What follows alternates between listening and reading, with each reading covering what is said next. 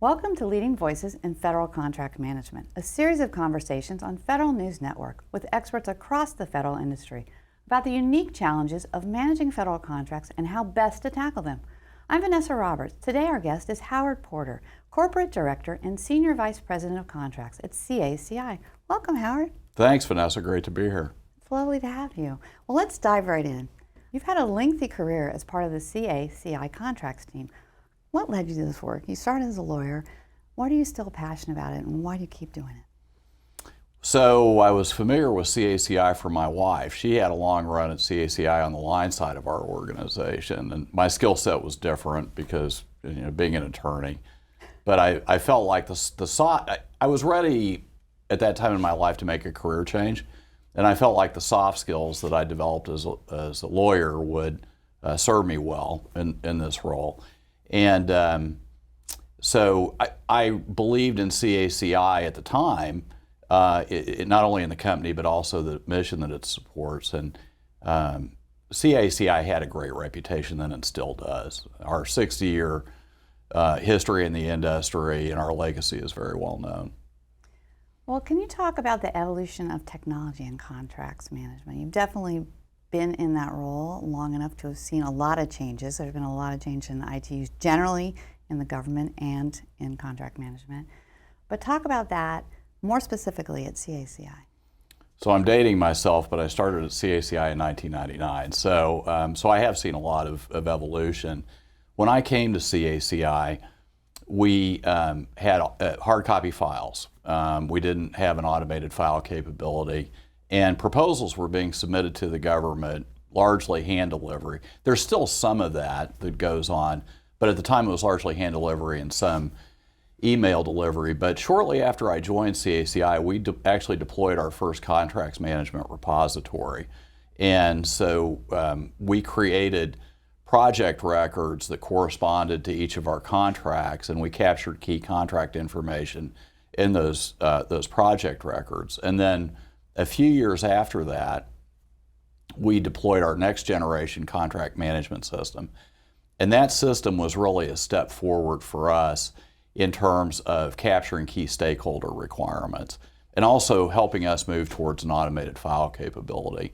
And we really enhanced that system over several years. So we have a really strong person on my team who is our contracts functional expert. And she did a great job of collaborating with the business side of the company and with the other functions to make sure that that system was keeping up with what our requirements were. And then in 2020, in late 2020, right during the height of COVID, we deployed our current contracts management system, and it's a very robust system. It's fully integrated with our sales system. It captures our key workflows. For example, our bid approval process, our OCI, that's conflict of interest screening, our risk assessment process. It's truly a cradle-to-grave contracts management system. And it's definitely, I think, state-of-the-art in terms of capturing the requirements that our leadership needs and our key stakeholders. Now that connection between the knowledge about the contract that you're maybe bidding on, but also that risk assessment, that's a huge piece. Having all that additional background information was a huge part of what you were looking at as you evolved, right? It was, without a doubt. I mean, it's just being able to go to one place and being able to pull that information so that you're not going to multiple different systems, if you will, for risk assessment workflow as compared to an OCI screening, being able to marry up the information related to the bid approval to the OCI screening. So having that housed in one place and being able to capture that data quickly and assess it and slice it and dice it as we need to, it helps us identify trends and really just leads to better decision making too. Also, you mentioned something that I think was interesting, was that connection to like the business leaders and the business leads and that cross connection of those disciplines. It sounds like that was also a key element for you. Well, without a doubt. I mean, we're here to support, as a contracts organization, we're here to support the business, and so that was absolutely critical for us. So integrating technology more directly into contracts management is clearly a critical focus at your company right now. But can you share what that entails for your team, and also more broadly what that means for the business side of the house? Right. Well, I mean, I think first it frees up our contracts team from more routine tasks that can be time consuming, and allows them to focus on more key aspects of their job. And we were fortunate that our leadership made the investment. They were very committed to this too.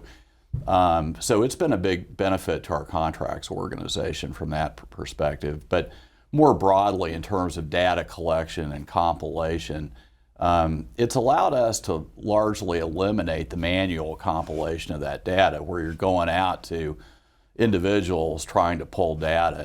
And it doesn't mean that we're not doing QA on that data, reviewing it, but that's a big time savings for us to have that information readily available. And I think another key point is that it helps us scale as a company as we grow. And that's really important. I think increasingly important. And we're always looking at new capabilities and new technologies. Talk a little bit about, though, you mentioned something there that was interesting. There's still a lot of paper that's involved in federal contracting, right? Right. Talk about that and kind of the gathering of that and getting that into the system efficiently. Well, there is. I mean, a lot of it's incoming, right? It's what comes in from the agencies that we support. And so each agency has sort of different formats, different contract models that they follow. So it's not necessarily, it covers the same things, but in terms of the way it's structured and formatted, it varies from one agency to the next. That's a lot of it too. There's a lot of disparity from depending on who you're working with, right, in the particular agency that you might be supporting through those contracts. That's right. But are you finding that agencies actually want more data, that they're looking for data directly from their contractors too? They are. I mean, they're also looking at, and the RFPs reflect that, sort of what the hot button issues are, how they may be evaluating contractors. Are they focusing more, for example, on past performance? Are they and do they have sort of a structured way that they look at past performance? I mean, I think that's a good example of that. And just talk to the challenge of kind of data hygiene. You also mentioned that, and making sure that what you have in that system is clean, in the sense that you know that it's legitimate and correct. How are you tackling that challenge? Well, I mean, I think that's, there's still the manual entry of that data that goes into the system that feeds it. And so there's no substitute for good blocking and tackling, and having not only people who are able to read and discern government contracts doing that, but having a review team, because our contract system is truly the front end system for our company. It feeds our financial systems and other systems within the company. And it's, again, it's key for decisions that we make. So that is critical, no question. So the Q&A aspect is front and center. It is. It is. Do you want to talk a little bit about maybe how you interact with the other teams and how they interact with your system? I thought that was really fascinating, and people maybe don't think that it's in a silo, like that's in a silo, but it's a huge piece of what ultimately is serving customers, right? Absolutely, glad to do that. So, for example, when we enter, when we get a new contract award and we enter that record in our contract system, some of that data flows through to our financial system, for example, and that would be financial information. For example, the funding value of the contract, and then the overall contract value, and also the value of future options, because that's important in terms of our estimating system, or our planning, I should say, our planning system going forward. So, I mean, that's a really good example of that. In terms of our workflow, for example, our risk assessments, that although it's housed in our contract system, the approvals, the people who review that, include contracts, for sure, our contracts managers coming up through senior contracts leadership, but it also goes to our line leadership. It goes to our leadership on the finance side, so that everybody has a chance to go through and review that and assess it before we actually go ahead and take that step of, okay, we're going to go ahead and do this. And how do you control the access to that data and who can come and go? So it's accessible from a read standpoint to our line organizations, our PMs, to our finance organizations. But we, as the functional owner in contracts, are the people who actually maintain that data. So we're the people that have the edit rights to the data. You're the gatekeepers. We are the gatekeepers, correct. What have been some challenges in kind of deciding what's the right path for providing access to that information, and also in ensuring that you're getting all the information that you need? I mean, so our contracts system is straightforward in the sense that it reflects what's in the four corners of the contract. If we've got the complete contract, then we should be capturing that data correctly in the contract system. So that different information about, like, deliverables that we're submitting to a customer, that's primarily the responsibility of our PM. In contracts, we're notifying the contracting officer that we've provided the government with this deliverable. And so we're maintaining that sort of information.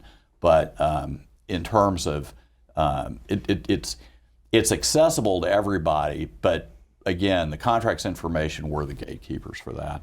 and also, how do you align that contract information with whatever unique compliance might be related to that? A lot of compliance layers in government contracts that we have to manage. So, for example, when we get a contract modification in that includes an update to information about how, well, for example, Service Contract Act, right? I mean, we have some contracts that incorporate the Service Contract Act. So when we get an updated wage determination related to those folks who are Service Contract Act employees, then that goes to our HR department for review, basically, so that we update our records.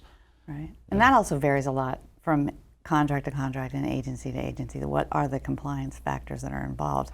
But there's probably no federal contract that goes through without some, right? Well, it's true, and some of the, certainly the FAR clauses and other agency regulations are common across the contracts, which does help things. We know what the playing. That's, I think, the advantage of doing business with the federal government is that we know what the playing field is, and there is latitude in the regulations for both the government and contracts to accomplish the agency's mission, but do it within the regulations. You're listening to Leading Voices in Federal Contract Management, sponsored by Technomile on Federal News Network. We'll be right back.